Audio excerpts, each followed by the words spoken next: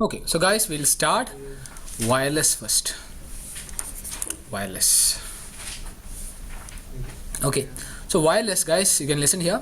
So wireless, so far we have been studying about the wired device only, right? So if at all you got the computer, you can connect wired manner to the switch.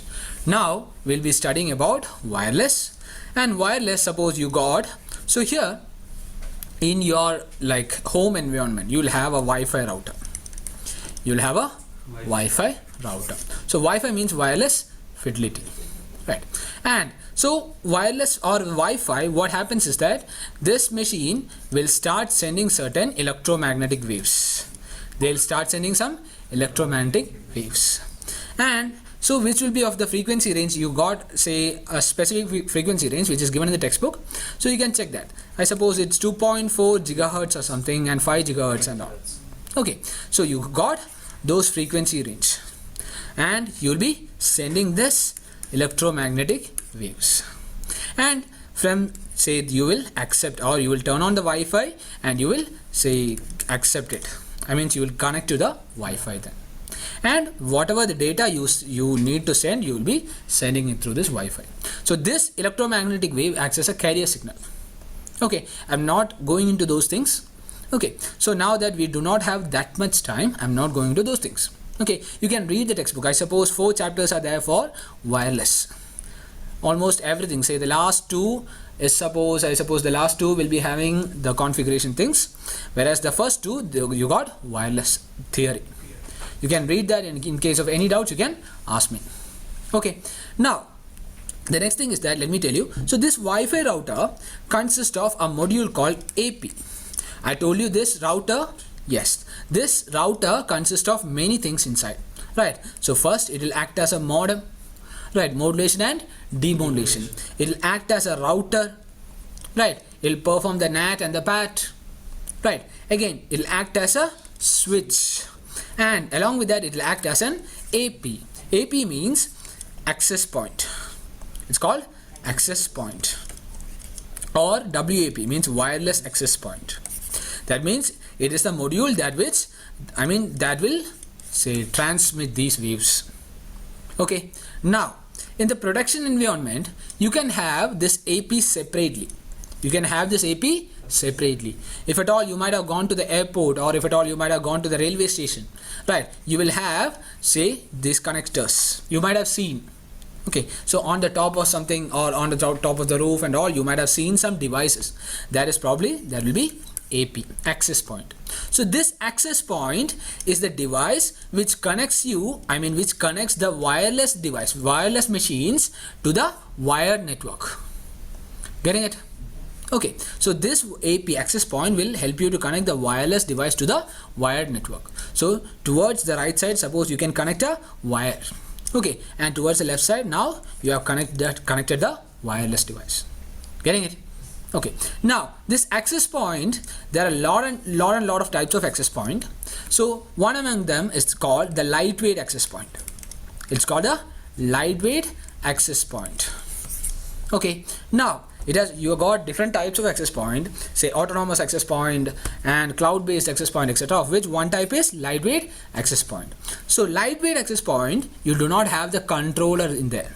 That means controlling will be done by another device. Okay, you will have a transmitter, those things and all, and controlling will be done. So that's why it's called lightweight. You do not have certain modules inside them. So you will have AP access point, or say lightweight AP. Okay, and you will have another lightweight AP. So from this AP, you can say this AP is connected to some device called WLC. It's connected to some device called WLC, wireless LAN controller. Wireless LAN controller, WLC. Okay, so now it is connected to a WLC. Maybe in between you will have a switch and all, then you will connect it to a WLC. So WLC, or the wireless LAN controller, will control these access points. Getting it? Okay, now so from the access point you can connect to the wireless devices. Okay, so this is what you're gonna do. So you're gonna say create a wireless LAN. You're going to create a wireless LAN, or it's called WLAN. WLAN is called wireless LAN, and you're going to create this WLAN and you're going to connect it to the wired LAN. Shall we? Okay, so now let me take the packet tracer. Now let me take a router here. Let me take a router. Okay, and let me take a switch, and let me take some computers. These are the wired connections. Okay, so first let me create the wired connections here. Okay, so suppose, let me connect it, and suppose that we are configuring a DHCP server in this router. We are configuring a DHCP server in this router, so that he will give the IPs to all the machines, to the computers connected to the wired and to the wireless computers as well. Okay, so now let me just configure it faster.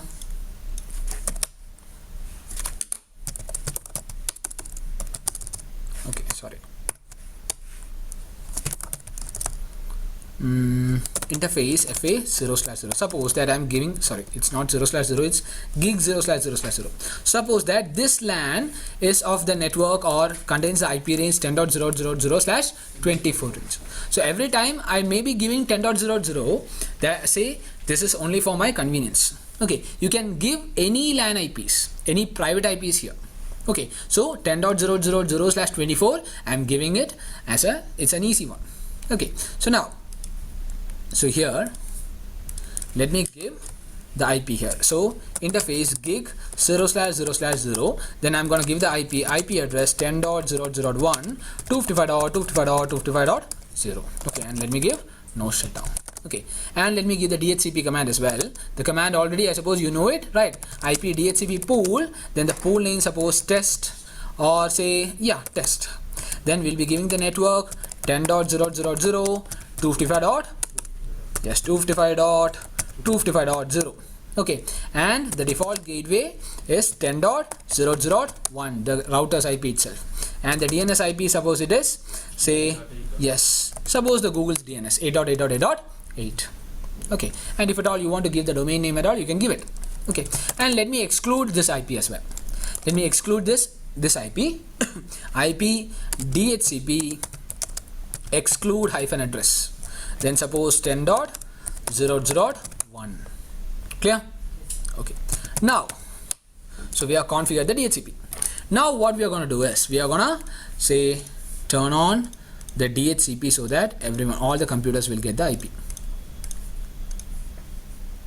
Of course they'll get the IP, and obviously we have seen it previously. Okay, now you can see it is 10.0.0.4. okay, now, so now that we are going to connect a lightweight access point here. I'm going to connect lightweight access point. So again, where is it? Yes, wireless device and LAPPT. Okay, LAP means lightweight access point here, just given as LAP. So now I have given 2 lightweight access point here. Now in the packet tracer, you will have to give the power supply. I've given the power supply, and again this lightweight, this AP also, I'll be like dragging and dropping the power cable here. Then what happens is that they will turn on, and let me connect it to a switch. I'll have connected it to a switch, and after some time you can see the DHCP might have given the IP address to this AP. You can see it has got an IP 10.0.0.5, and again this AP has got an IP 10.0.0.6. okay, now let me tell you, so now that you have given, or this lightweight access point has sent the discover, got the offer, sent the request, and got the acknowledgement as he has got the IP. Clear? Okay, now to control these access point, definitely we need to have, what do we need to have? Yes, controller or WLC. Okay, so now let me again take a WLC here, the wireless device, say WLC, suppose 3504, wireless LAN controller, WLC. Okay, so let me connect it in a wired manner.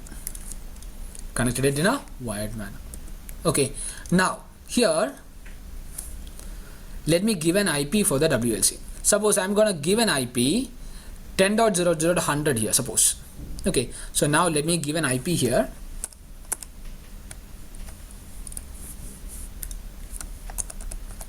I hope you can see the IP that I'm gonna give is 10.00.100. 0.100, and the subnet mask is 255.255.255.0, and suppose the gateway address is 10.0.0.1, which is the router's IP. And DNS server, if you want, you can give it. Okay, most probably you will be having a DNS server in your company itself. Okay, you will be having your own DNS server. If at all you do not have the DNS server, that is when you give the Google's DNS or some other DNS. Okay, so now that I've given this IP, everything is well and fine. Now after some time, let me tell you what happens here. You can see, yes,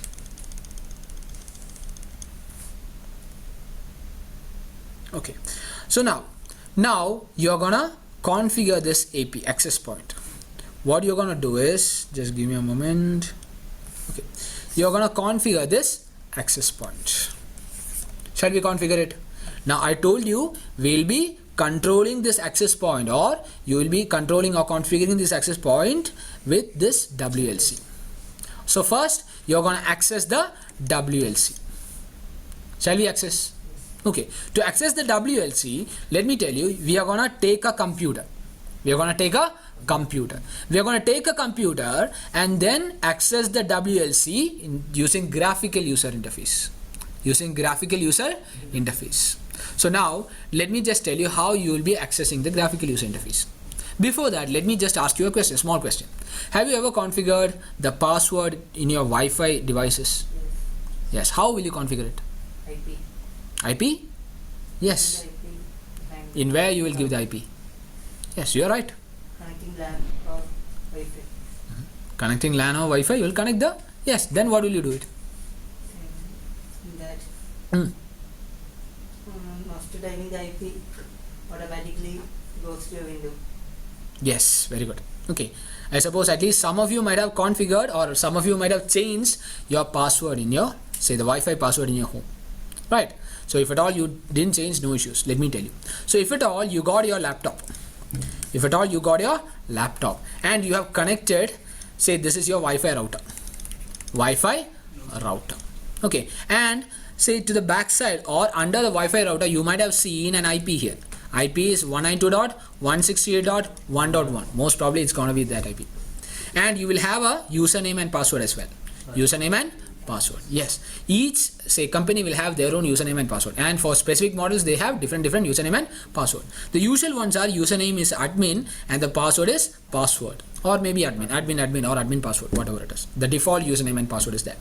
Okay, so what you're going to do is, if at all you are connected it to the Wi-Fi, then to configure, or if at all you want to change your Wi-Fi password, what you're going to do is so first you will connect it to the Wi-Fi, or in the wired manner also you can connect it. Then you will take your web browser. So now let me just show it to you. I have connected to, say, my Wi-Fi. So I got a Wi-Fi here. Okay, I have connected to a Wi-Fi. So now first, to get that IP, let me take the CMD. Okay, CMD, and then check the IP config. So IP config, when you check, you can find out the IP address of your machine. So here, I suppose we do not have any hacker and all. So 172.16.3.254 is our router's IP. Okay, are you a hacker? Seem to laughing. Okay, so now this is the IP. Okay, Rakhu is the only one who is serious now, right? Okay, now so this is the Wi-Fi router's IP. So if at all I want to change the Wi-Fi password, what I'm going to do is I'm going to take this web browser. Okay, I'm going to take this web browser and I'm going to type that IP here. Okay, I'm going to type, so let me take another tab here. Okay, I'm going to type this IP 172.16.3.254. So 172.3.254, and it will lead, or it will take me to a the router's homepage, or you can see a graphical user interface, and you can see a password is being prompted. Okay, the password is being prompted, which will be usually it will be the default password. But if it is configured, then you can say you can't access it. You can only access it with that specified say configured password. Okay, so now you can see, so this is the TP link, this router and all. Okay, so now you can change, so you can log into this device and then you can change your password. Okay, Wi-Fi password. So this is how you will change the Wi-Fi password. Now we are going to access the same thing. Say here we are going to access this WLC using the same procedure. So here we have set an IP 10.0.0.100. So what we are going to do is, we are going to go to the computer, we are going to go to the web browser, and in the web browser we are going to type the IP 10.0.0.100. Okay, so now let me take it. So here, say where's the web browser? Desktop. Okay, so now web browser, and I'm going to type.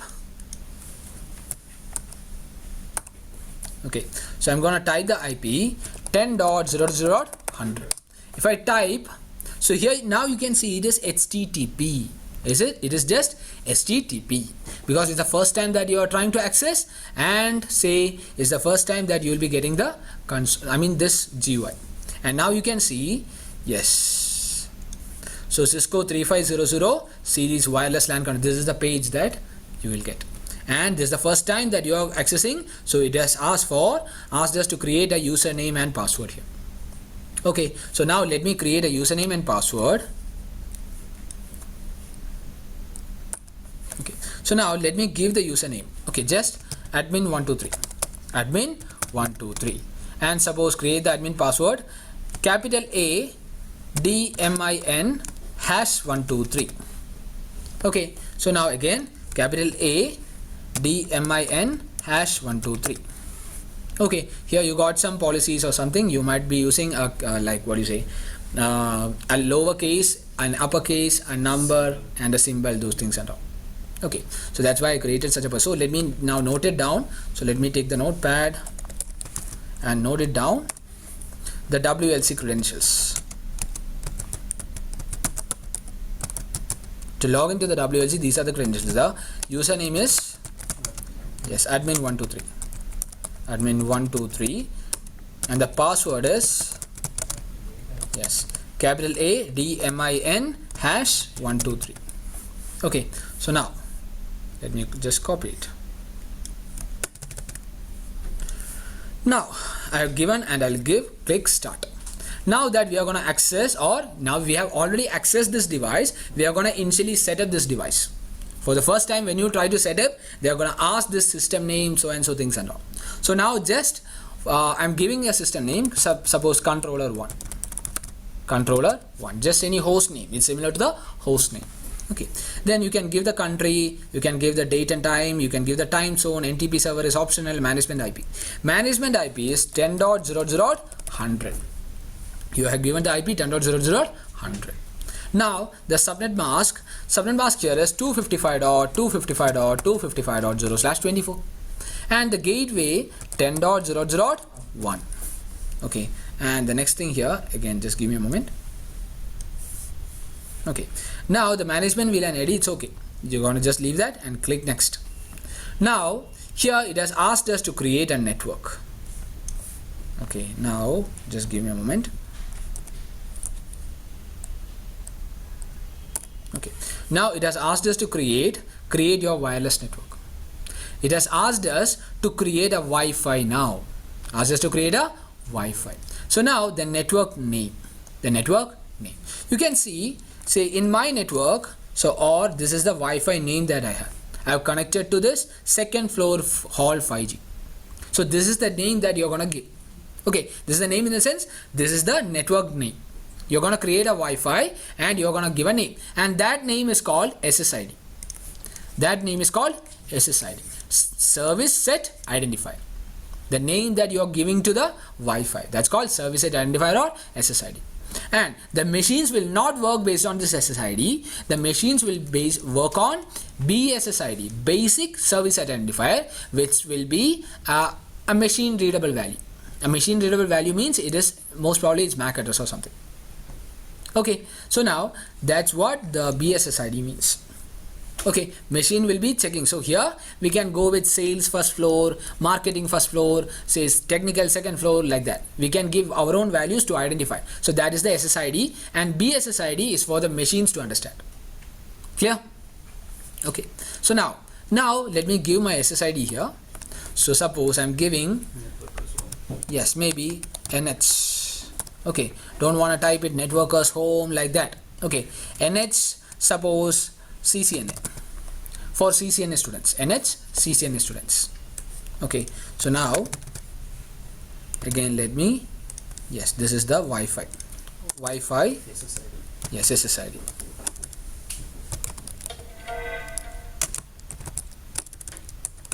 So SSID is this one, NH CCNA. Okay, now we'll give a password also. Password, suppose just random password, let me give. So here 1 2 3 4 5 6 7 8 9, some password. Okay, so now let me give the password also. So here, okay, before giving the password you have something WPA2 personal and all. Okay, let me tell you about that. So now that you are sending the data, so here if you connect it, say suppose you got a wireless, this is a laptop, and you got the Wi-Fi router here, and you are connected to the Wi-Fi. Okay, now that you are sending your data, or if at all this machine is sending the data. Okay, so it should be protected. Now, or anybody else can read those things. So for that you have some security protocols. Wireless security protocols, that's what we call them. And we have many protocols, WEP, Wired Equivalent Protect. Okay, now we have some other called WPA, Wi-Fi Protected Access. And we got WPA2, and we got WPA3, like that we got several protocols. Even in the textbook also they have mentioned many protocols there. You can go with the textbook. So WEP means Wired Equivalent Protocol. Again, it had so many problems and issues. So it will be like you will be facing many attacks there, brute force attack, those kind of attacks and all, you will face it. Then came WPA, much more stronger one. Then came WPA2, and WPA3 is the strongest now. Now WPA2 and 3, they consist of two methods or two modes. First is called personal mode. It's called personal mode, and the second one is called enterprise mode. So the personal mode means you're going to give a password. To the Wi-Fi. Okay, and enterprise means you're going to set up in the enterprise level. You may have a AAA thing, and you will integrate those things and all. So now going with the easier thing, we will make it personal. WPA2 personal. Clear? Okay, again let me tell you, in the textbook you have got lot of things. Okay, those are just the theory things. You can go with those textbook. In case of any doubts, please reach out to me. Okay, now there's the passphrase is, I told, so here the security protocol is WPA2 personal. Now the passphrase is, the password is 1 2 3 4 5 6 7 8 9. Okay, now 1 2 3 4 5 6 7 8 9. Okay, and the VLAN, suppose is a management VLAN, DHCP server, it's optional. It's okay that we don't give it also. Okay, now that we are gonna go with the next thing. Okay, so now we're gonna go with the next. Okay, now we are not gonna change these things, the advanced settings, let it be like that. Okay, and let me click next, and now it has asked us to confirm. Please confirm the settings and apply. Okay, that means whatever that we have given, it has asked us to recheck. That's it. Okay, so admin, the username is admin123, the system name is controller1, those things and those, everything is there. Okay, so this is the NHCCNA. So this is the WP2 personal, and these are the passwords that we give, those things and all. Okay, now at last you can click apply. If everything is right, then you can click apply. Okay, so when you click apply here, you can see something. So system will reboot after these settings are applied. Click OK to apply these configurations, and click cancel to return. So let me give OK. So that means we are just, now what happens is that saving the configuration, and the router is gonna reload, means the WLC is gonna reload. So now we have set up the WLC. Now what happens is that, let me tell you. So the WLC here, it's gonna reload. It's gonna come back, and we have created a Wi-Fi. What is the Wi-Fi? CCNA. Okay, and when you take this access point, you're gonna see that the access point will start sending this electromagnetic waves or EM waves. Okay, or they have start sending the Wi-Fi. Okay, and if at all you got a laptop here, you can connect it to this Wi-Fi. Clear? Okay, now, so again, after some time you can see, yes, now it has come up and you can see this access point. Okay, you can see something called providing VLANs. Can you see even at the back? Yes or no? Okay, you can see providing WLANs, CCNA. So that means he has started transmitting certain electromagnetic waves, or he has started transmitting the Wi-Fi with the SSID CCNA. And if you got any laptop, you can connect to that Wi-Fi. Okay, and you can see just above that, you can see a CAPWAP status. Right, the CAPWAP status in the sense, say again, to protect these data, they are going to form a tunnel. That's called CAPWAP tunnel. Okay, CAPWAP tunnel. So that means whatever the data will be sent, so if at all this device is connected wirelessly, if the device is connected, this data will be sent from the access point to the controller. Okay, so again you need to protect the data. For that you're going to use, or you will be encrypting it, or you're going to create a tunnel, and through the tunnel you are sending it. Clear? Okay, so now, so here now let me connect a, say, mobile here. Where is the mobile phone? Yes, smartphone. I have a smartphone here. If at all you have a smartphone, or if at all you are like, say, an student, right, you're coming with a smartphone and you can turn on the Wi-Fi. Okay, so now let me turn on the Wi-Fi here. It's not Bluetooth, wireless. Okay, so if you go to the wireless, and here SSID. Okay, SSID is CCNA. Okay, CCNA. Okay, now say the authentication is WPA2 PSK, or WPA2, so this is PSK, means it's the pre-shared key. That means the password we have already given. And then we are going to mention the WPA, this is the PSK passphrase, which is the password is 1 2 3 4 5 6 7 8 9. So 1 2 3 4 5 6 7 8 9. Okay, so and after if you have mentioned, what happens is that it will start sending, and you can see the smartphone has got connected to wireless access point. Clear? So what happens is that the password, when you have shared it or when you have sent it, say you got connected to the access point. Okay, and afterwards if you have connected wirelessly to the access point, that means from the access point you will have the connection to the wired network also. Getting it? And if at all for network communication, this smartphone need an IP address, then they are going to send the discover, and the discover is gonna, it's a broadcast, it will reach the router, the DHCP, and the DHCP is going to provide an offer, and they are going to provide the request, and they are going to get an acknowledgement, so the DORA process will be complete, and the smartphone might have got an IP address. Clear? So let us check the IP address of the smartphone. So now here when you check, you can see the IP address of the smartphone is 10.0.0.7. Clear? So this is how you will connect your smartphone or your laptop and everything to the wired network. Okay, now one more thing. Now if at all you have your laptop here, say again, let me take the laptop. Okay, laptop. Now again, suppose that in packet tracer again, so in packet tracer you do not have the wireless adapter here. Okay, so you can turn off this device and you can just connect a wireless. So this is the wireless one. Okay, you can read this one, the wireless. Okay, so laptop, say this one, it provides 5 gigahertz wireless interface. Okay, so this is the wireless, and again in the textbook they have given different wireless standard. Okay, so this 802.11 is IEEE. So it is the IEEE say number for IEEE standard for wireless. And say they have been like implementing, or they have been coming up with the amendments and those things, and they have been implementing, or they have been going with many different standards of wireless. Those things also you can read it in the textbook. Okay, now so here, now that I'll connect this, say where is it, gonna drag and drop this one. Okay, this is the wireless, this is the antenna here. Okay, in the packet tracer you need to connect it like this. Okay, now say again this laptop can be connected to the wireless. Okay, let me turn it on.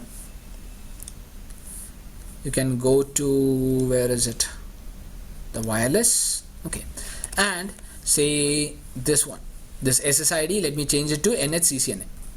Okay, NHCCNA, and WPA2 PSK, where we'll give the PSK, or the password is 1 2 3 4 5 6 7 8 9. Okay, now maybe after some time you will get connected to, sorry, yes, you can see the laptop also connected to this wireless. Clear? Okay, now so now that this wireless access point is now transmitting one wireless or one Wi-Fi. Okay, now if at all you want to create another Wi-Fi, you can create it. Let me again tell you how you can create. So again, you will go to the computer, you will go to the web browser, you'll go to the web browser, and you're gonna, this time you're gonna access the WLC. So to access the WLC, the command is 10 dots, so you will type the IP of the WLC, the same thing that we have the previous time. So this time if you do HTTP access, it's not gonna accept. You have to type HTTPS here, HTTPS, and you can see the wireless LAN controller. This is the wireless LAN controller, and it has asked us to log in because we have already created the username and password. So now they have asked us for this username and password. The username is admin123 and the password is admin123 #123, capital A, admin123, #123.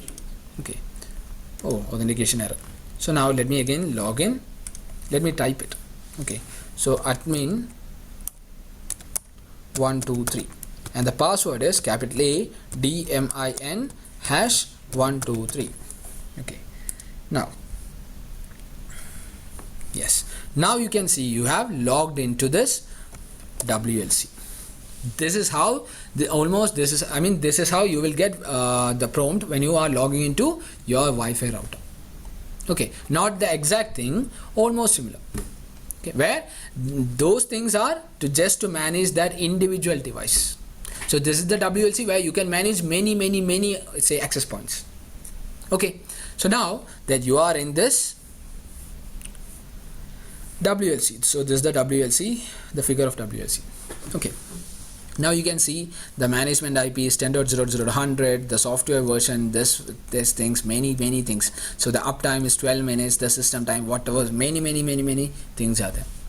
Okay, now if at all you want to configure something, you're going to click onto this, say WLAN. You're going to click onto this WLAN, and you can see WLAN means wireless LAN, and wireless LAN we have already created one, which is the profile name or the SSID here is NHCCNA, and it is enabled with the security policies WPA2 PSK. Okay, now if at all you want to create another Wi-Fi, suppose for the faculty, for the NH students, so this one NHCCNA or NHCCNP, so this Wi-Fi I have created for the CCNA students only. Now that if at all I want to create another Wi-Fi for CCNP students, I can create it, say create new, I can create, say create new. Okay, now it has asked for, so this is the WLAN, wireless LAN that we are going to create, and profile name for CCNP students, okay. Now SSID, say NHCCNP. Now we'll create apply here, we'll click apply. Then you can see we have created a new Wi-Fi here, NHCCNP. We are going to click it enabled, we are going to enable it, and then here security. Okay, you're gonna set a password. If at all you're gonna set a password, again these are again many things here. We are gonna mention WPA plus WPA2. So again WPA2 policy, we are gonna click on that and say, you can see these are the encryption like what do you say, the standards.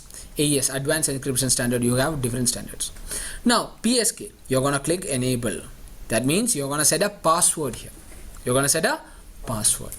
Now it will ask for the password, PSK format. So again let me give, say 987654321.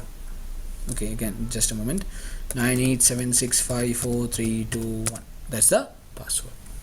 Okay, then I'm gonna, now if at all you want to check the QoS settings, if at all you want to mark it as important, these packets can be marked as important. So if at all you want to do those things, so then you can click onto this QoS and you can enable whatever you want, you can enable it. Okay, so yesterday I told you about the QoS, right? If at all you want to make this, say the quality of service, if at all you want to make it as a best effort delivery or something else, you can do those things. Okay, so now security. So this is, and again advanced and all, for now it's not necessary. Okay, so now we'll be giving apply. We'll be giving apply. Okay, so now again apply.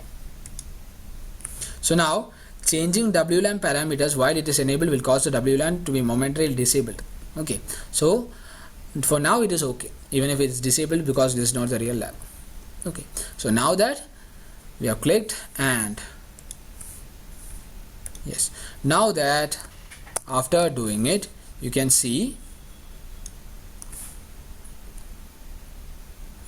providing WLANs for CCNP students. We got another LAN which is NHCCNP. Clear? If at all you want to connect one machine to another LAN, I mean the CCNP, if at all any CCNP student has come and they can connect to that Wi-Fi. So suppose their smartphone. Okay, and if at all I take the smartphone and again, where is it?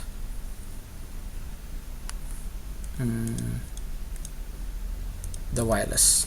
Okay, so now the SSID now is NHCCNP.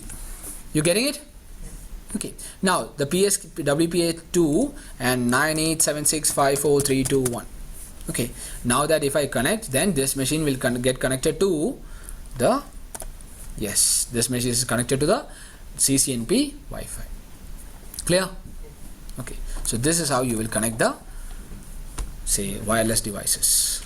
Okay, and they will obtain the IP and they will start communicating. And let me again tell you, so while communication, say if at all you want to communicate from this machine to this machine, if at all you ping from the smartphone, okay, and let me again tell you, you can install certain tools in your smartphone and all. You will get it in the Google, the Google Play Store and all.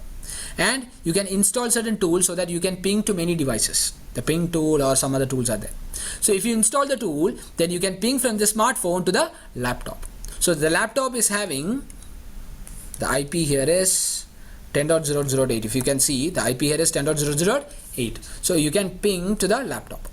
So let me show it to you. So here we'll take the smartphone and we'll ping, say terminal, not the terminal. Okay, the command prompt. Where is the command prompt, guys? Yes, here it is. So now ping 10.0.0.8. Okay, you can see you're getting the reply from 10.0.0.8. Clear? So now let me tell you what happens. The smartphone will give or will send the packet to access point, which will forward it to WLC, and the WLC will forward it to access point, then we'll go to the laptop. It's a kind of a broadcast there. Okay, let me show it to you here again using the simulation, which is a kind of graphical thing. If you can see, sorry,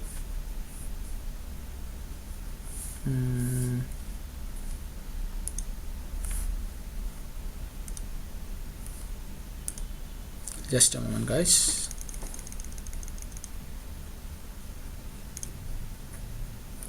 Where is it? Just give me a moment.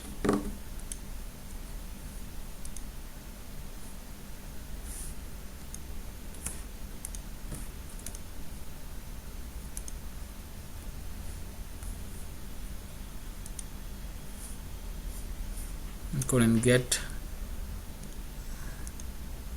Actually there used to be a packet or something. Okay, leave it. So now just let me reset the simulation. Okay, now couldn't find that ping and all.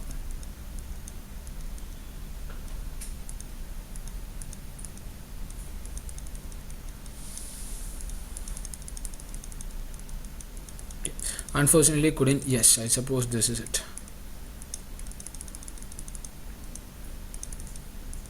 Yes, I suppose this is the thing here. You can see the smartphone is pinging, and it has given to the access point has given it to the switch, and the switch has given it to, say, the WLAN. Okay, nope, not this one. Okay, so unfortunately can't do it in the simulation. I haven't used the simulation yet. Okay, so yes, nope, not this one. Okay, so if you ping it, this is the path that they are taking. Okay, getting it? Okay, so this is how you're gonna create the wireless LAN, WLAN. Okay. What about this trace route? Yeah, trace route also, but trace route here, yeah, you can see it. Okay, so trace route here will show only this one. Oh, sorry, not the web browser. Okay, so command prompt and trace RT 10.008. Let's see.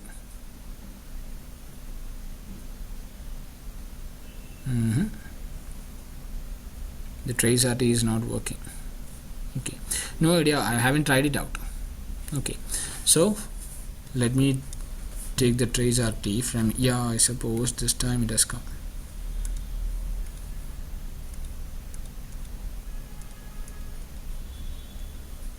It has sent to switch has sent to the wireless LAN controller. Yes, this is how it travels. Okay, and the wireless LAN controller has sent to the access point, and the access point has sent it to the laptop, and you can see the laptop. Nope.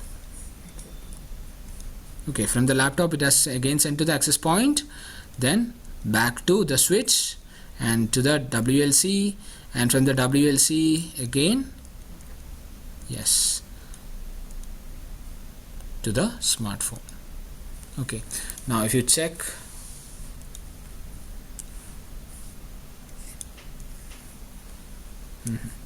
so it's coming.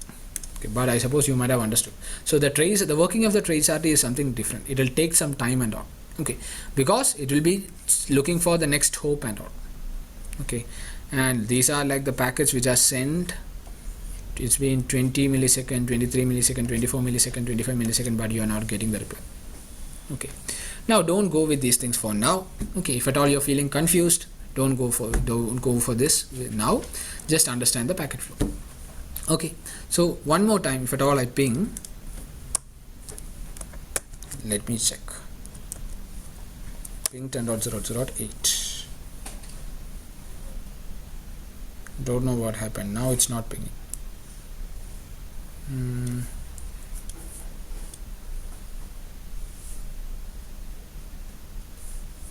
Oh, in the real time, you'll have to come to the real time. Yes, you're getting the reply. Okay, so this is how it works. Getting it? Okay, so this is the wireless. Any doubts? The usual thing. Now shall we move on to the next one? Okay, now we do not have much time, guys. Again, I'm not sure that we'll complete the topic today. I'll try my maximum.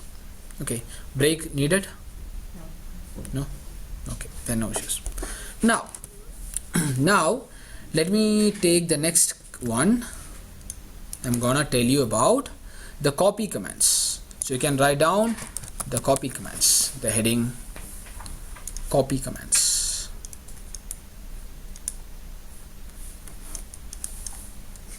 Copy commands. Okay, so now copy commands. Suppose, before telling you the copy commands, now first let me tell you. So there are some memory locations in the router. Even you know the memory locations. Any idea which are those memory locations? Yes, very good. NVRAM,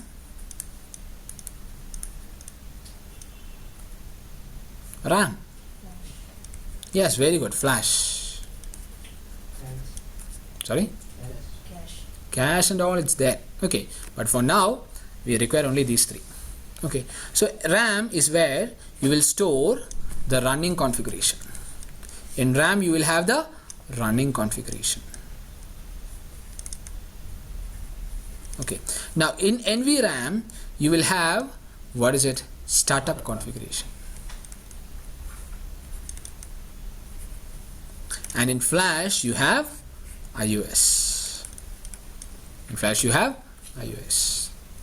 Okay, now you got one more location, but it's not in the router, it's an external device which is called TFTP server.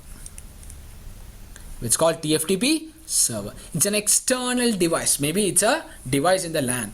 It's a server. Okay, and it's called TFTP, means Trivial File Transfer Protocol. Trivial File Transfer Protocol.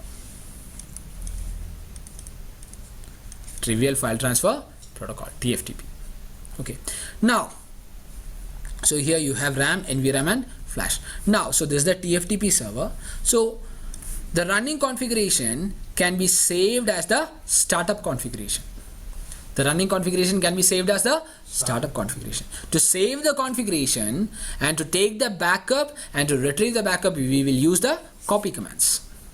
Okay, so first to save the commands or to save the configuration, let me tell you. So to save the configuration, the command is, we'll go to the router or the switch, then we'll mention the command like this: copy from where you are copying to where you are copying. Okay, yes, copy running -config to startup -config. This is the command to save the configuration. Okay, or you can use one more command called write. You can use one more command called write.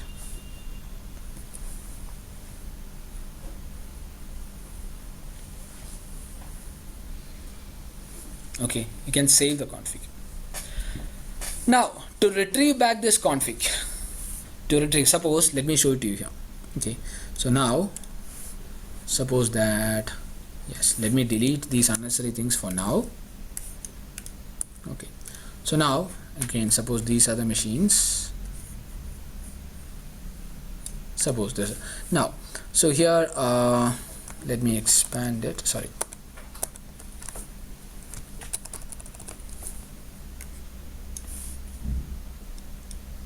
Okay, so now let me go to this router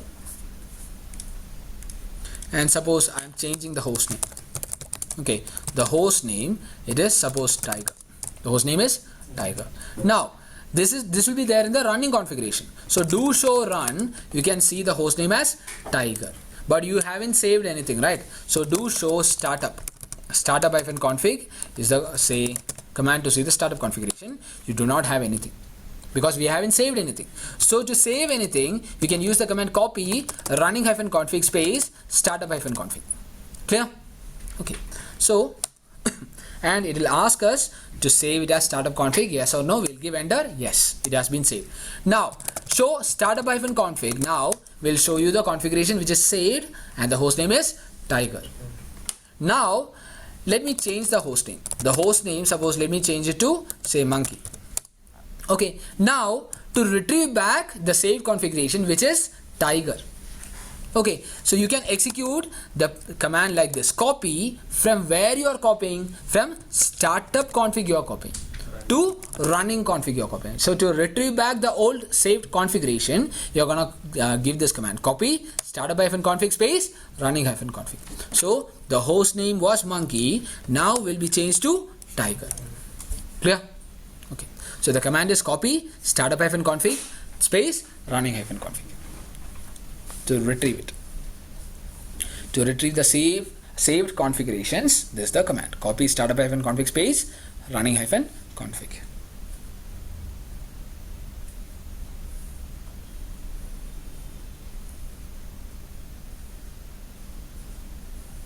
Okay,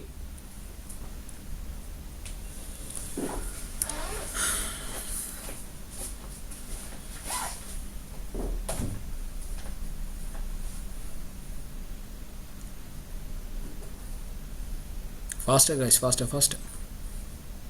Okay, now that we have saved it to the startup config and we have retrieved back from the startup config.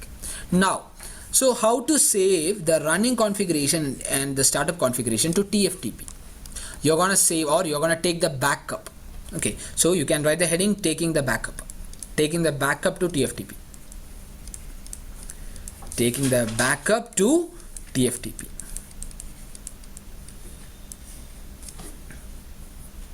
Taking the backup to TFTP. Okay, so suppose you got a TFTP server here. Suppose, let me place a server. So this is the server. Okay, now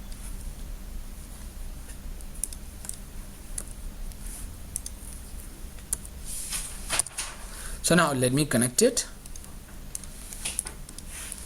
Now suppose this server has got an IP 10.0050 and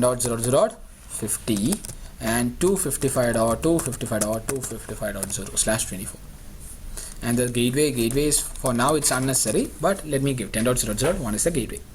Okay, now so if at all you want to take a backup, what you're gonna do is that you will give the commands like this: copy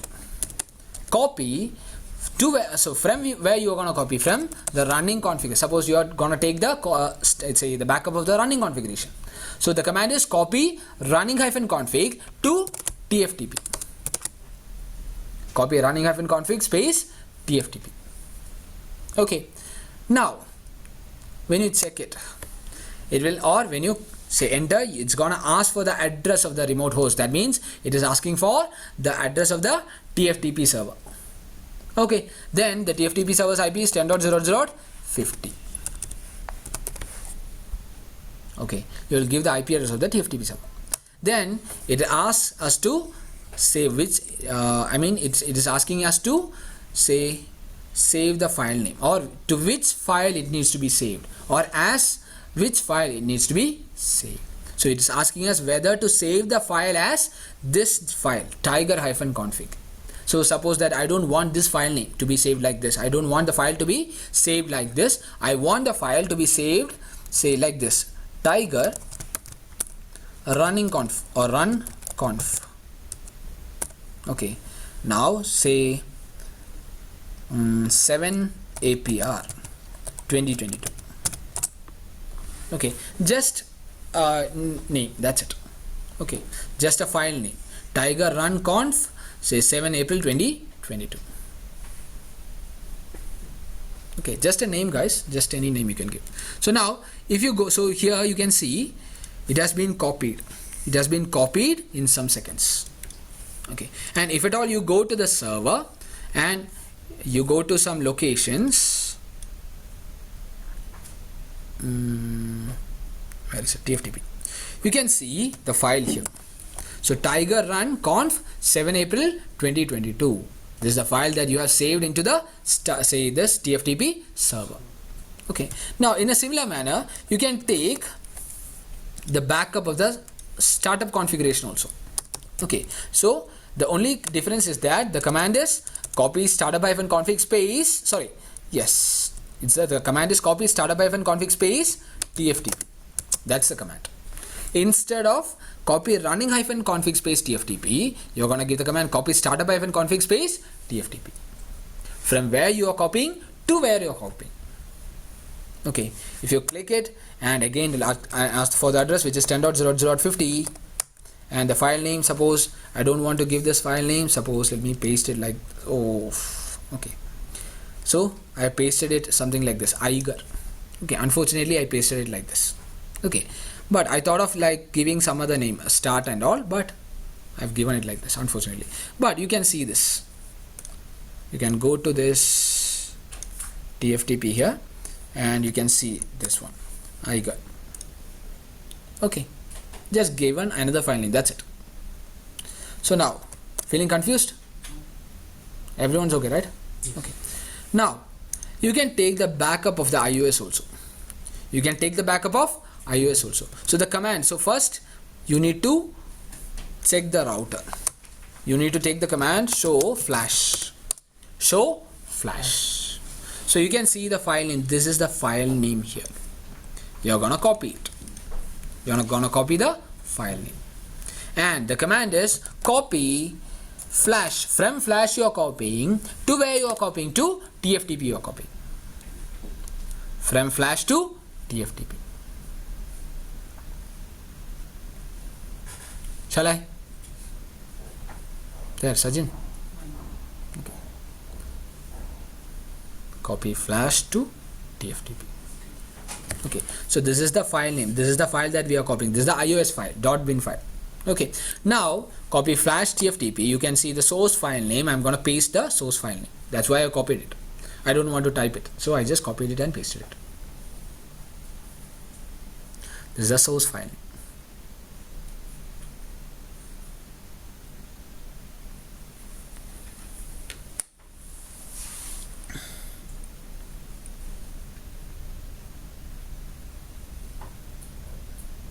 Okay, so whatever be the file name, just give the file name. You don't need to write all the names, these things and all. Done? Okay, now then the address of the remote host. So this is the address of the TFTP server, which is 10.0.0.50. Okay, then the destination file name. Usually we won't change the name. We won't be changing the name. We'll just press enter here. But for now, let me just change the name because of some other reasons which you will understand later. Okay, so suppose I'm changing this to 17.0.0. 17.0.0. We will not be changing the name, just changing the name for some other purpose. That's it. Okay, now you can see writing. So now this is being written to the TFTP server. Okay, and it will take some time, guys. It will take some time to copy. Okay, and later you can see this file name in the TFTP. Clear? So this is how you will take the the backup of the running configuration, startup configuration, and iOS. Now to take or to retrieve back all these configurations from the TFTP, you know the commands, right? So to take or to retrieve back or to restore the saved values, to restore the saved configurations from the TFTP, the command is, we'll specify copy from where you are copying. From TFTP you are copying to where you are copying. Suppose you are copying to the running-config, then you will mention like this.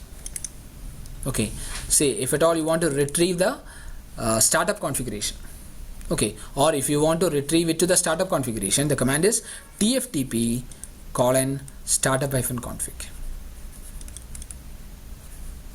And if at all you want to retrieve the iOS, the command is copy TFTP. From TFTP you want to copy it to the iOS, or the flash. So this is the command, copy TFTP flash. Clear?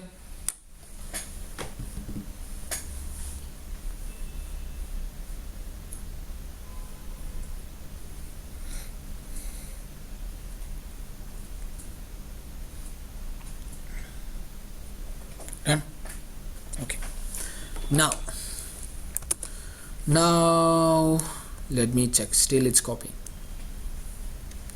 It will take again some more time. Okay, 1 or 2 minutes again. So now this is how you will use the copying commands. To save it to a file and to retrieve it back, you will be using the copying commands. Okay. Now let me tell you how to upgrade a router.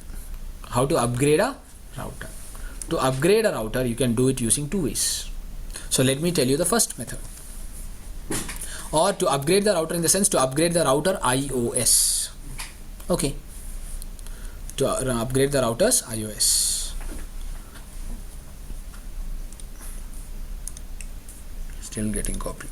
Okay, so previously, suppose the router is running, notepad. So previously the router was running a version 16.6.4 version. The router was running 16.6.4. So when you type show flash, Now that I am unable to type it because they are still copying it. So if at all you run that command, then you will find show flash and all. You can see the router is running 16.6.4. That's the version of the iOS. Okay, so in the flash memory, you got ISR, say 4300 or some series of router with an iOS of 16.6.4. Okay, 16.6.4 is the version. Suppose Cisco has released the newer version 17. Suppose the Cisco has released the newer version 17.0.0. Then what you will do is that you will receive the notifications and all, and you will log into the Cisco's account. You will download the iOS. You will download the iOS and say you will copy it to the TFTP. You will copy it to the TFTP. Now, what you can do is from the TFTP, you can directly copy it to the flash. You can directly copy it to the flash. If at all the flash has sufficient memory. If at all the flash has sufficient memory or the free space. If at all it has got free space, then you can directly copy it from TFTP to flash. And you know the command. Right. The command is, yes, copy TFTP to flash. Clear? Okay. So now I suppose, yes, now it's completed. So now let me just copy it. Say copy from TFTP you are copying. To where you are copying? To flash you are copying. Okay, so before that you need to execute the command show flash and check how many bytes are used, how many bytes are available and all. After checking how many bytes are available, then only you can conclude whether the new iOS can be accommodated in the flash. Clear? So now the command is, now it can be accommodated. Suppose it can be accommodated and you're gonna copy it. Copy from TFTP to flash.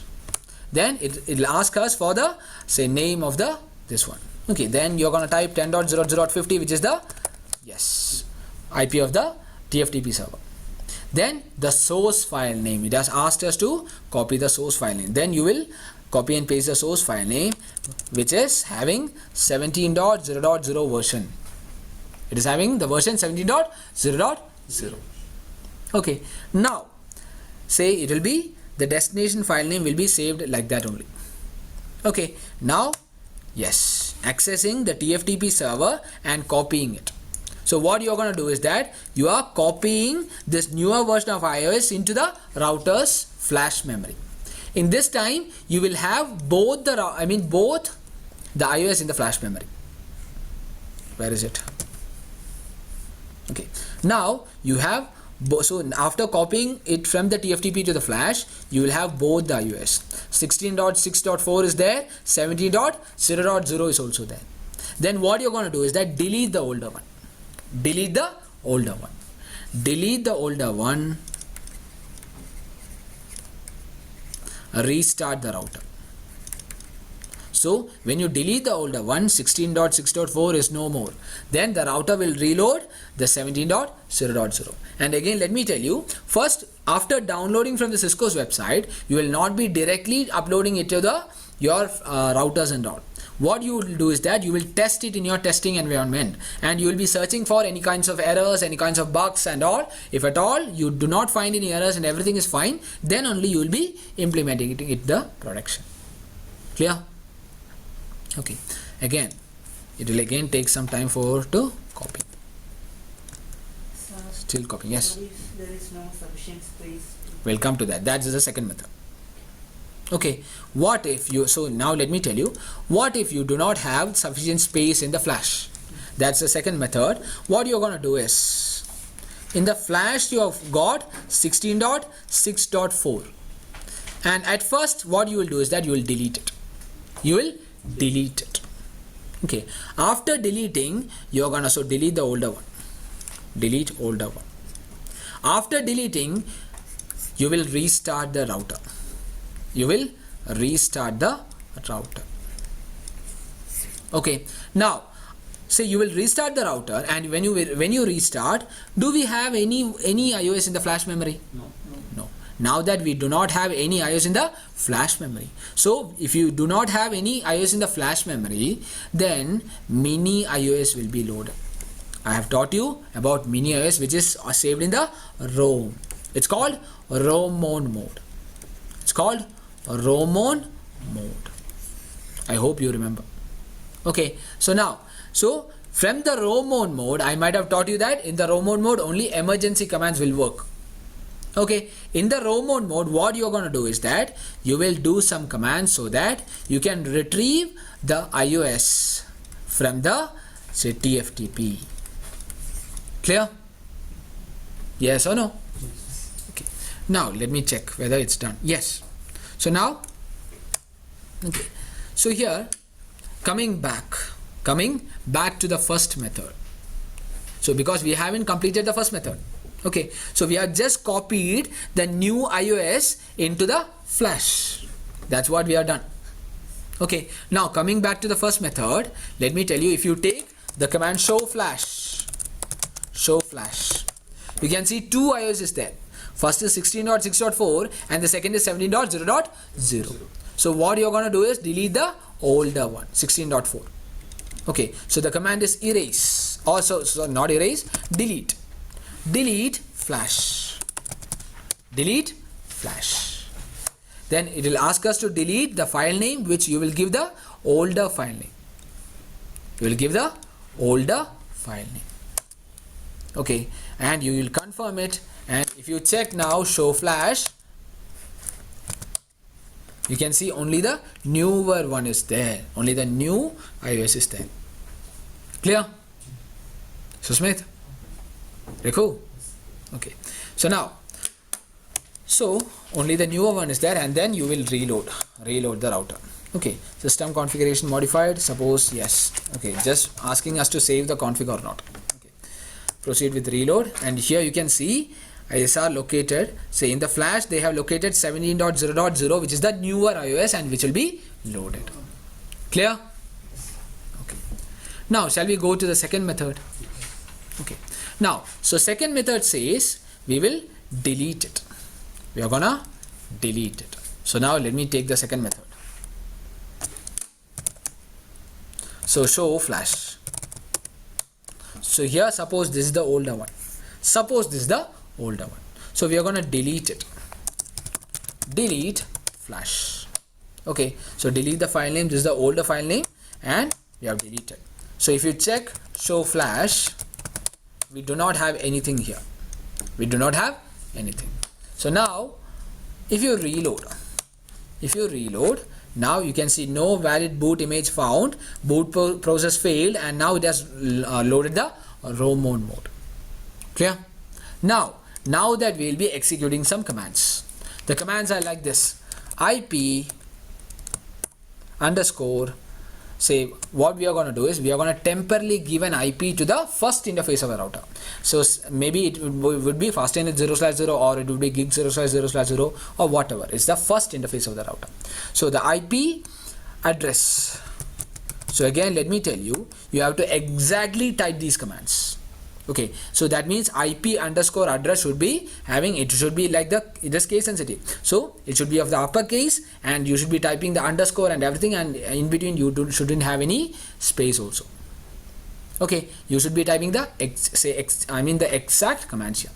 Okay, so IP underscore address, then suppose you are just typing an IP 10.0.0.1. Okay, then IP subnet mask. IP subnet mask equal to 255.255.255.0.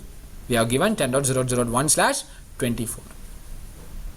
Then you can give the default gateway IP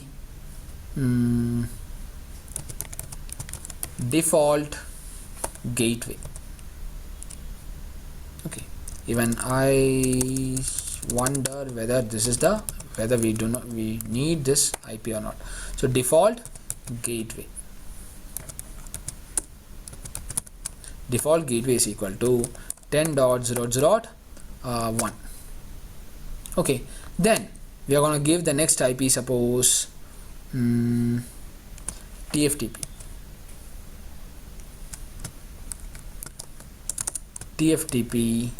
server.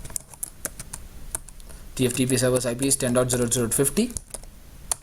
Okay, and just give me a moment, and TFTP file, TFTP underscore file. equal to, we are going to paste that file name. This is the file name that we need to retrieve from the TFTP. Then we'll give the command tftp dnld. Now guys, I'll give you time to write. Okay. So now if all the commands are right, then it will ask us for this command. It will ask us to verify. Means it will ask us to confirm. Okay, yes or no. So they'll check or they'll show us the IP address is 10.0.0.1, the subnet mask is 255.255.255.0, then the gateway is 10.0.0.1, the TFTP server is 10.0.0.50 and the TFTP file. So these are the exact commands that you need to type. Okay, then you will say, they'll ask us whether we want to continue or not. Okay, invoke this command for disaster recovery only. So all the existing data in all the partitions on the file will be lost. So if I click yes, then they are gonna retrieve this iOS file from the TFTP. Thereby you can get the newer iOS in the flash memory. Clear? Okay, now you can note it down. Faster. Fast.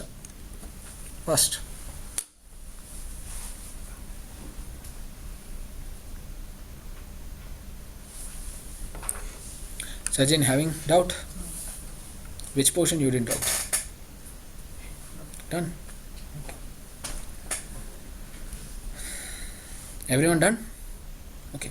So now it'll ask us to confirm. We'll give yes. Oh, but there is a small thing, guys. I always forget. Okay. So now let me just configure this. It is F0/4.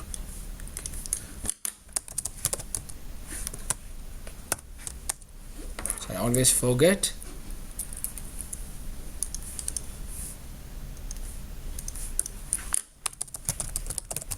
The face FA 0/4 spanning F3 port first. Okay. So now we have configured it because say the router, we have given these IP temporarily. Okay. And what happens is that if at all the router will be checking. The router will be checking to contact, or he'll be trying to contact the the TFTP server. So it will try to contact. While that time F0/4 will be down. It will take 30 seconds for the interface to come up. You have studied those things, right? And guys, let me ask you one question. Did I teach you about this PVST, MST? No. Then at the back side you can write it down, and tomorrow I'll tell you. We already told that. Told, sure. MST. PVST, CST, MST. Okay, I've told you to write down at the backside of your note. I suppose I forgot to teach you that. Right, yesterday only I suppose I told you, and I remembered that I didn't teach you. Okay, so now tomorrow maybe. Okay, I'll just tell you briefly. It's just a 10 minutes thing or 5 minutes thing. Now coming back. So what I did is, so this interface will take 30 seconds to come up. So by that time, if at all it is not up, the router will stop trying. So now what the thing is that you will have to give all these commands again. So the operation timed out. Okay, so I'll have to give all these commands again. So let me give those commands again. Copy, paste. Okay, and the next one, IP subnet mask, copy, paste. Then the next one, default, copy, paste. TFTP server, copy, paste. File, copy, paste. Here the up arrow, the down arrow, the question mark doesn't work. It's in the row mode. It's not the iOS, it's just the row mode. Okay, now yes. Now the router will try to contact the TFTP server, and you can see receiving this file from the TFTP 10.0.0.50. So it will take some time for this to again load. Okay, so this is how you will say copy. So now that the newer iOS is being copied, you can see the newer iOS is being copied from the TFTP to the router. Okay, so once it's copied, so you will be still in the row mode.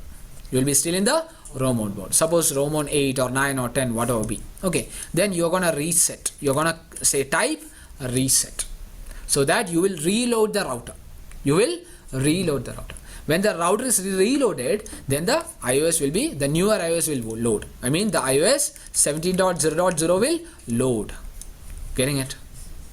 Clear? Okay. So this is the thing that happens. It'll take again 2 to 3 minutes time. Okay. In the meanwhile, okay, if you want, you can take a small break for 5 minutes. Okay, and we'll discuss the last topic, which is called password recovery. It's called password recovery. Okay, or shall we discuss it now? Yes. Okay, first I'll tell you what it is and tell you what all the things that are going, and then we'll do it. Okay, so now just a moment, we'll do that in the real device. Okay, let me turn on the device here. Yes.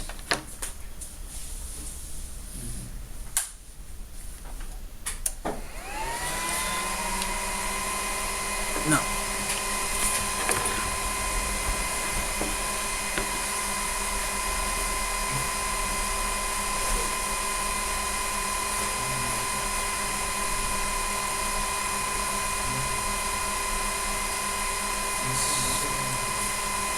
I suppose you are familiar with these things, right? The cables and all.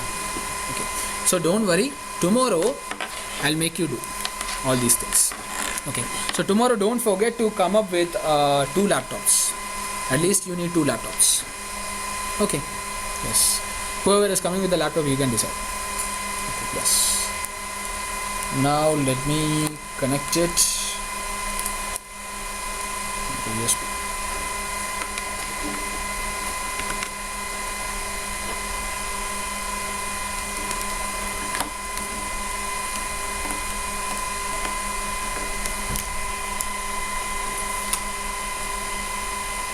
Okay, and let me, yes, and before going to that, let me again tell you. So previously we were doing the, say, iOS copy, right? So it might have copied now. Oh, okay, it's not responding.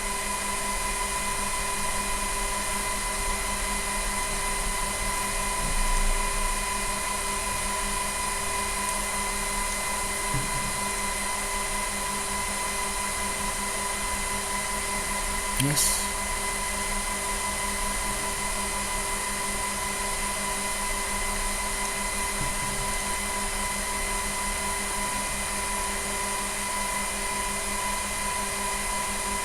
Okay.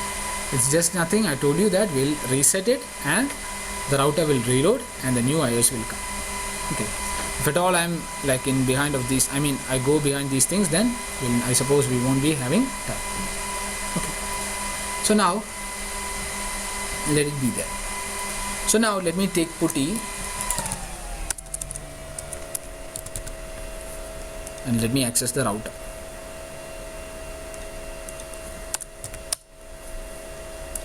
Can't find. Oh.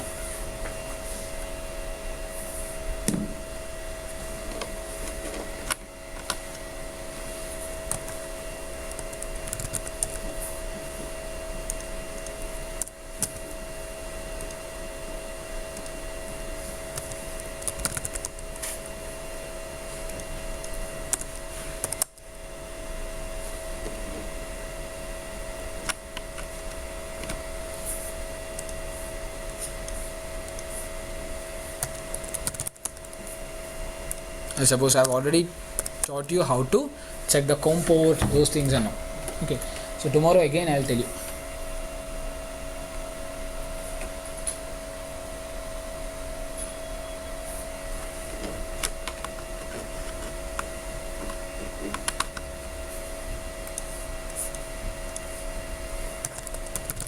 Just give me a moment.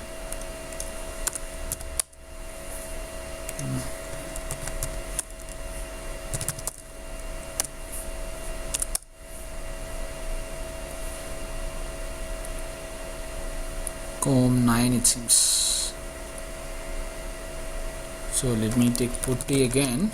Let me check COM 9. Okay, now. So now again, before going into that, I suppose the packet tracer might have come up. There's the packet tracer. Yes. So now, so coming back to the same thing there, updating. Okay, or upgrading the router, the second method. Okay, we have copied the new iOS into the router. And now I told you that we will go to the router and we are still in the roam on mode.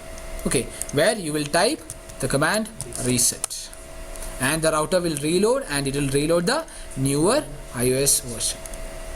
Clear? And then the router will be coming to the working state. I suppose you have understood. Right. Then the last thing, which is called password recovery. It's called password recovery.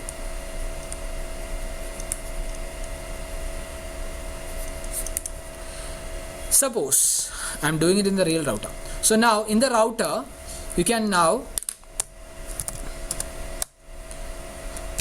you are now in the config mode. Okay, now you can set the enable secret password now. You can set the enable secret password.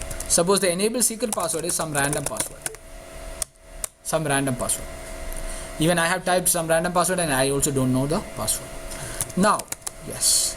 So which is stored as, say, if at all you now take this show run, you can see anything because of that the last class it's happening. Okay, so now you can see this enable secret, right? This enable secret, you can't see the password. It is encrypted. Okay, now suppose that I've saved it. The command is write. Either you can type the command copy running-config space startup-config. From the running config, I am saving it to the startup config. Or you can type the command write. Okay, so now that I have written the command or I have saved the command, save the configuration. If at all I exit, then if I try to enter into the router, I do not know the password. So this is where you will do the password recovery. And for password recovery to perform, we need the physical access of the device. Not everyone will be able to perform the password recovery. Only the, say, legitimate guy, I mean the correct guy who is nearby the router will be able to do the password recovery. Clear? Okay. So what I'm going to do is that if at all the password is locked out, so again, if I'm trying some random password, it's not working. Right? It's showing bad secrets and it's showing authentication to a privilege level failed because I have typed the wrong password. Okay, so now that I do not have any method to log into the router, that's where I'll be having my, say, I'll be near to the router. And what I'm going to do is that I'll turn off the router. We got a power switch in the router. I'm going to turn off it and I'm going to turn it back on. When I turn it back on, let me tell you. So when I turn it back on, I'm going to say disrupt the booting. I'm going to disrupt the booting procedure.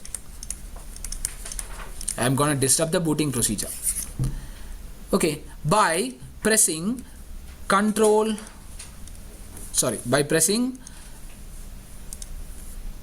plus pause break. Control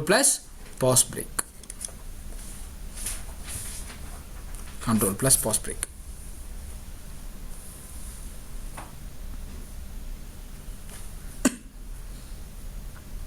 Okay, now in some routers the control plus pause break will be disabled. This will be disabled. So what I'm going to do is that, say, if at all it's the removable one, okay, if at all the flash memory is a removable one, I'm going to remove that flash card. Remove the flash card. Oh God.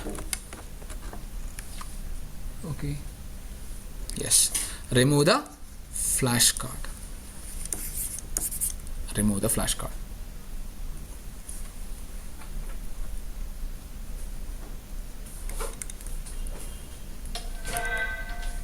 Okay, now removing the flash card means you do not have an iOS to load.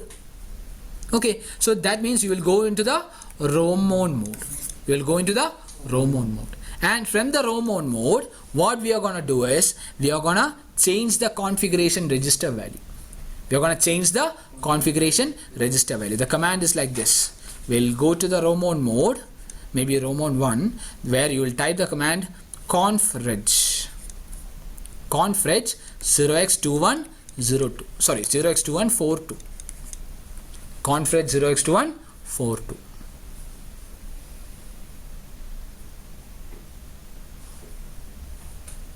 Okay, that means I'm changing the configuration register value to 0x2142.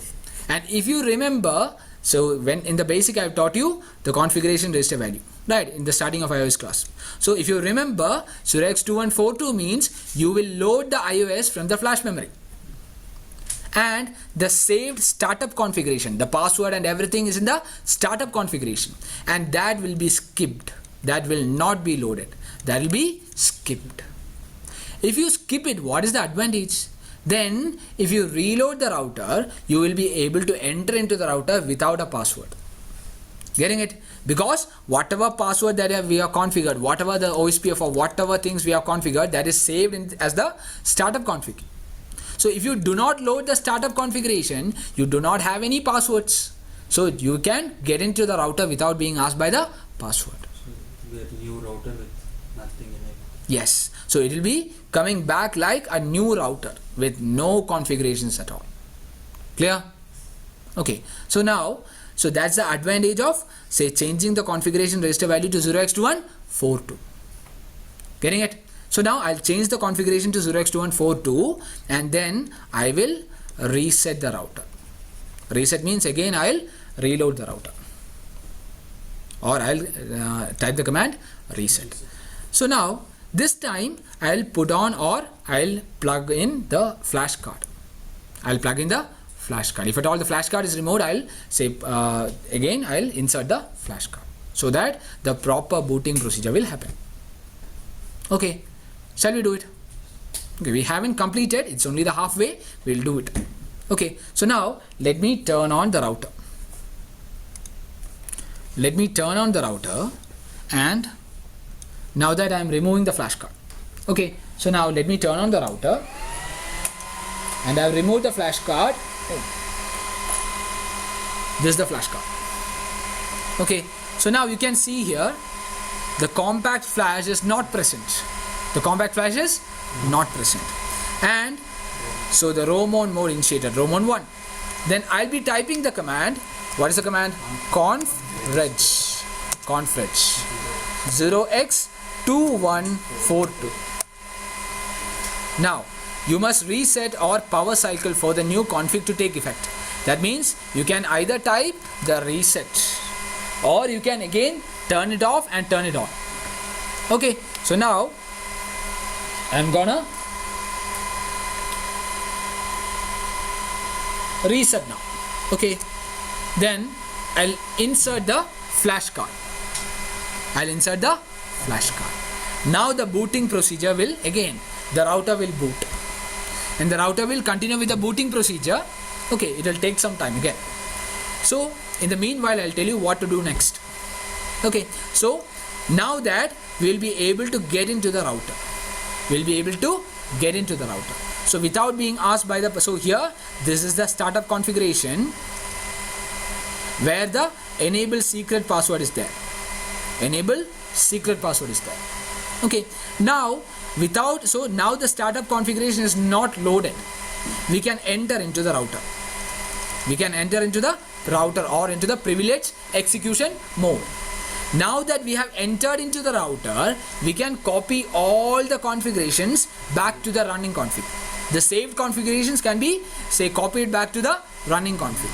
So the command is copy, say yes, from where you are copying, from startup config you are copying. Okay, sorry? You are copying from TFTP. No, it is not the TFTP. So TFTP, those things are over now. So if at all it's from TFTP, but again for that you again need to configure the IP and all. Okay, now that we are not configuring or say this is saved in the NVRAM, so we are just retrieving it from the NVRAM. Okay, you can do that, but for that you might have configured an IP, those things and all, it's different. Now, so here copy whatever that you saved in the NVRAM, you're going to retrieve it back. Clear? Sure? Sajjan? Okay, so copy startup-config to running-config. Then you will retrieve all the configurations back. You will retrieve all the passwords even. So at that moment, if you exit, then again back to the same old thing. You do not have the password to log in. So be aware that, or be cautious not enough to log out. Okay, so be cautious that you do not need to, or you shouldn't need to log out from that privilege mode. Getting it? Okay, now what you will do is that after getting, you will again go into the config mode. You can go into the, you have retrieved all the configurations back. Then you will go to the config mode, and what you're going to do, either you can disable the password or you can give the new enable password or the enable secret password. So you're going to configure the new enable secret password. The command is enable secret some password, suppose Cisco or something. Okay, yes. You will configure the new enable secret password.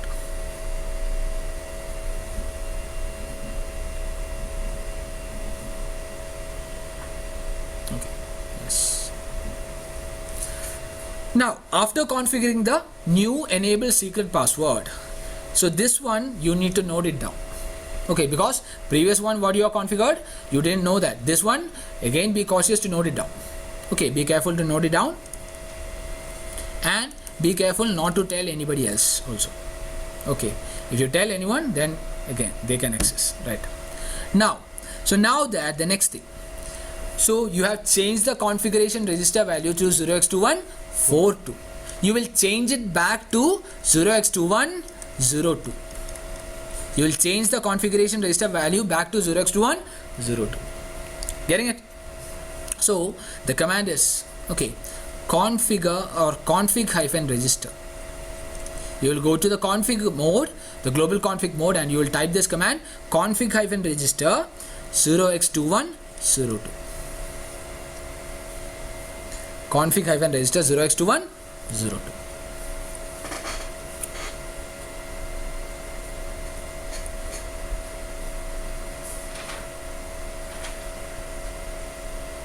Okay, so what you did is you are just configured this one.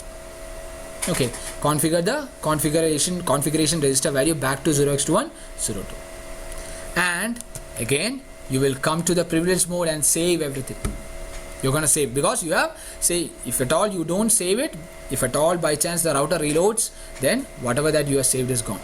Okay, enable secret, everything is gone. The new enable password and all, it's gone. So you need to save it. The command is either you can type write, or you can type copy running hyphen config space startup hyphen config. Okay, so sorry, copy running hyphen config space startup hyphen config. Clear? Okay, so now that you have changed the password and you have saved everything, right? So this is over now. So shall we do it? Okay, I suppose by this time the router might have, yes. Now, so coming back, so we reloaded the router. Now I told you that it will be coming as if it's a new router without any configuration. It will load. So now we are going to type a no here. We are going to type a no. Then the router will load without any configuration, and even the password also will not be prompted. Okay, so now, yes, now that, yes, enable no password adjust, right? Now what we will do is that we'll go to, yes, we'll copy it. Okay, we'll copy all the contents from the startup config. So copy, so from where you need to copy startup config to the running config you are copying. Enter. And the file name is the running configuration itself. Then it will be copied, and if you exit now, then you need to give the older password which you don't know. So again, be cautious not to exit from this mode. Now we'll go to the configure terminal. Configure terminal, where you will be configuring a new password. So the password is enable secret and suppose Cisco. Clear? Then you will change the configuration register value. The command is config hyphen register. The value is 0x2102. Config register 0x2102. Then let me tell you. So now we are gonna save all these values. Whatever that you have done, you are gonna save it. The command is either you can give write, or you can give copy running hyphen config space startup hyphen config. Clear? You have saved it.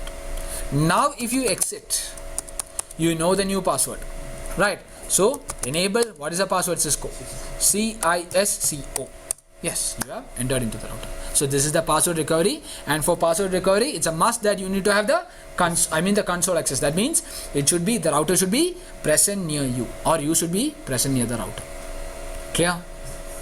Yes. So this is the CCNA. Any doubts? Okay. Yes. So just give me one more thing. And this is how you erase the startup config. Whatever you delete, saved, can be erased like this. Erase startup fn config. This is not a password of the this is not the part of the password recovery. Just told you. Now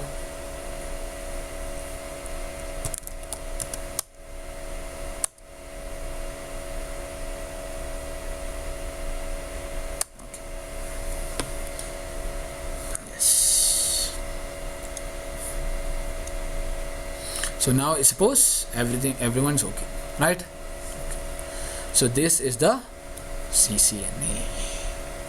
Now we have completed. So now let me just, we have completed ACL, NAT, IPv6, WAN protocols, MPLS, Metro Ethernet, VPN, port security, Ether channel, port fast, BPV, everything we have completed, right? Okay. Now DHCP, relay agent, that we have completed. SSH, CDP, LLDP, NTP, AAA, syslog, the copy commands, ROM on mode, password recovery, then QoS, these things, everything we have completed. So only the last portion remains is the, what is it? Yes, PVST and MST. PVST, MST and easy steps for submitting. Easy steps for submitting. Oh. Easy steps means, did I tell you about this one? What do you say? The block size. Block size? No. Sure that I didn't tell you about the block size? I might have told you. Okay. Guys. So let me pause the recording. So now, the last pending small thing. Okay, yes? Yeah, sure. So then we'll give you, or we'll start within a minute. Okay, let us start by 7:26. Give me 1 minute. Even, no, maybe later I'll think. Okay. So let me pause recording now. So now guys, let me tell you about PVST and MST. Just brief thing. We are not going to talk about descriptive things and all. This is just a brief thing. So PVST, it means per VLAN spanning tree. Per VLAN spanning tree. So now that you know about the VLANs, now that we can discuss. Suppose in this topology we got 3 VLANs. We got 3 VLANs. So now let me draw it. So now we got VLAN 10, VLAN 20, VLAN 30. Now if you got 3 VLANs, we will run 3 instances of spanning tree.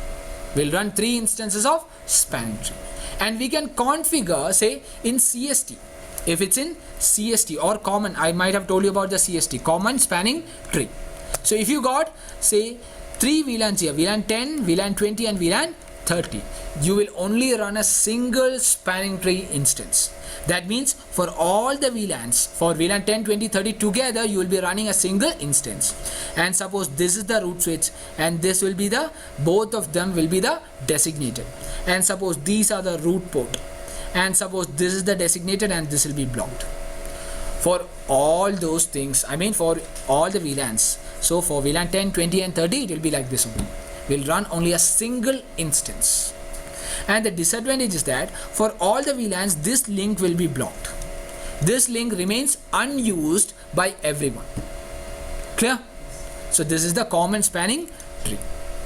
Now coming to PVST, per VLAN spanning tree.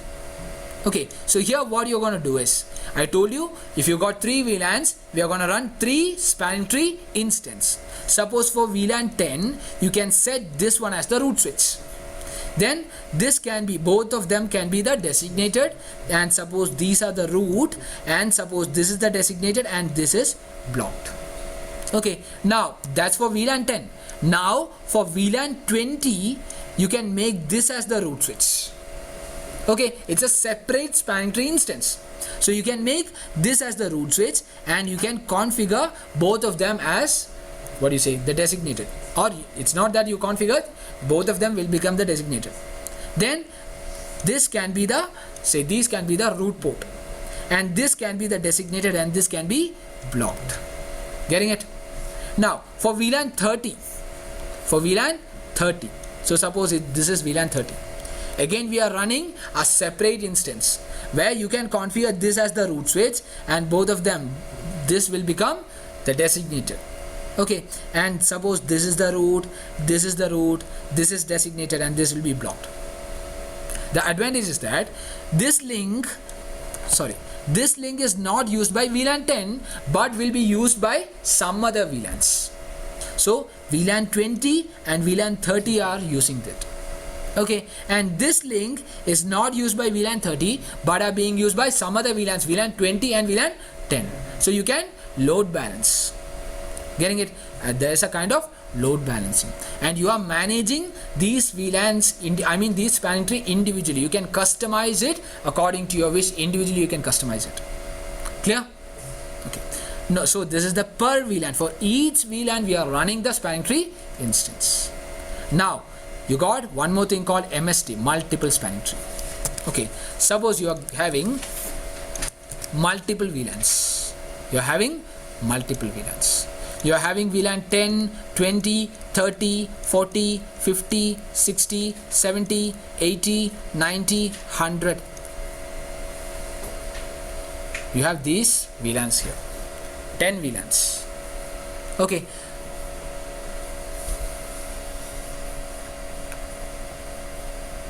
Okay, 10 or more number of VLANs.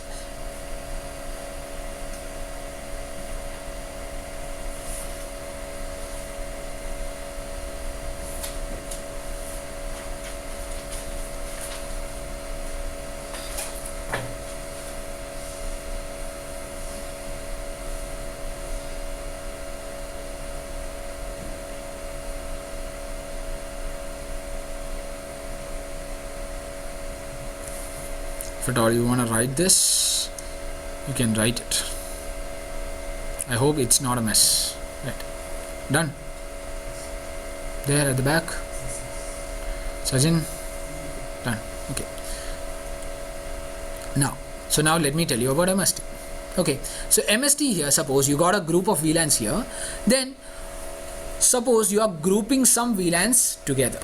You're grouping the VLAN 10, 20, 30 together, and this will be one instance. Suppose this is MST 0 instance. Now you can group some other VLANs together. Suppose VLAN 40, 50, 60 together, and this will be MST instance 1.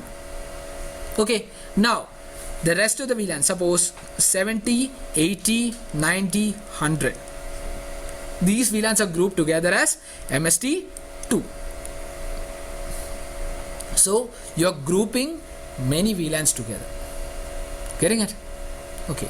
Now for MST 0, which includes 3 VLANs, this can be the root switch, these can be the designated, this can be the port, this can be the designated, and this is blocked. You can configure it like that. Okay. Now for this instance MST1, where you have multiple VLANs inside a single, say, MST instance, you can configure this as the root switch, make these two as designated, these two as root, this is designated, and this is blocked. Okay, and for MST2, if at all you want to create this as the root switch, you can create it, no issues. Okay, or if at all you want to create this as the root switch, you can configure it like that, and you can have this as the designated, this as the root, this designated, and this as blocked. So what you're gonna do in MST is that you're gonna group you're gonna group some VLANs together and form an instance. Getting it, guys? So in PVST, each VLAN was running, say, different instance.